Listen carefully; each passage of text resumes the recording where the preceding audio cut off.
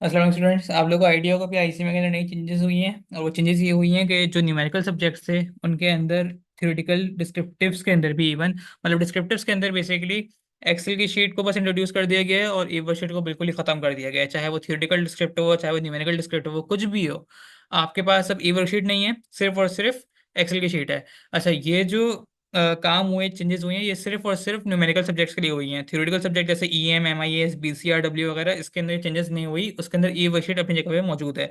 लेकिन for example एफएफए, एफसीएमए, AMA, एफएससीआर और आगे चले जाओ तो एसएमए वगैरह में भी अब आप लोगों को ई वर्कशीट गिवन नहीं होगी, सिर्फ और सिर्फ एक्सेल की शीट गिवन होगी। इसके अंदर सारी वर्किंग करनी है।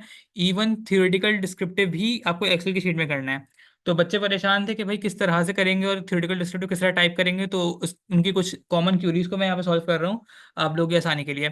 अच्छा देखो, मेरे पास ये एक मॉक का क्वेश्चन है, ठीक है, ये मॉक का क्वेश्चन है और ये प्योर थ्योरेटिकल क्वेश्चन है, ठीक है ना। अब हम इसको यहाँ पे इसका आंसर टाइप करने की कोशिश करेंगे और देखेंगे किस तरीके से आंसर टाइप होता है, किस तरह से कर सकते हैं। पहले तरीका, मैं यहाँ पे लिखना स्टार्ट करता हूँ। देखते रहना बस, ताकि आप लोगों की क्यूरी साथ साथ कवर होती रहें।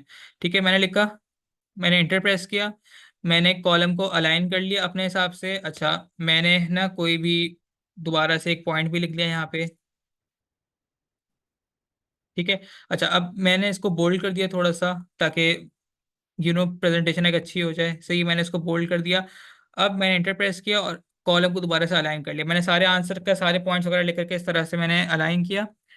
पूरा थियोरेटिकल आंसर ऐसे ही लिखा, ठीक है मैंने, और इसको मैंने सबमिट कर दिया। अब सबमिट करने के बाद क्या होता है, ये इंटरेस्टिंग होगा, आप लोग देखना।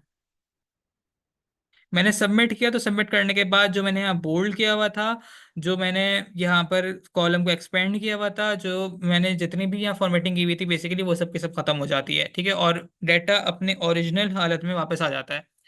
अब देखो, डाटा गायब नहीं हुआ, अपने ओरिजिनल फॉर्मेट में वापस आ गया।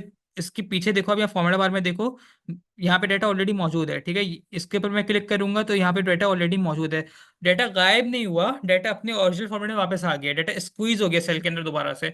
तो आप लोगों को परेशान होने की जरूरत नहीं है, आप लोग सबमिट करोगे तो डाटा गायब नहीं होगा, डाटा बस अपनी ओरिजिनल फॉर्मेट में वापस आ जाएगा, ठीक है। तो परेशान नहीं हो, बस थ्योरेटिकल डिस्क्रिप्टिव को ऐसे ही लिखो, पॉइंट्स वगैरह बनाना तो बना दो और उसके बाद फिर आप सबमिट कर दो। फिर ये एग्जामिनेशन सिस्टम की रिस्ट्रिक्शन है कि आप लोगों का डाटा स्क्वीज हो जाता है, सही है।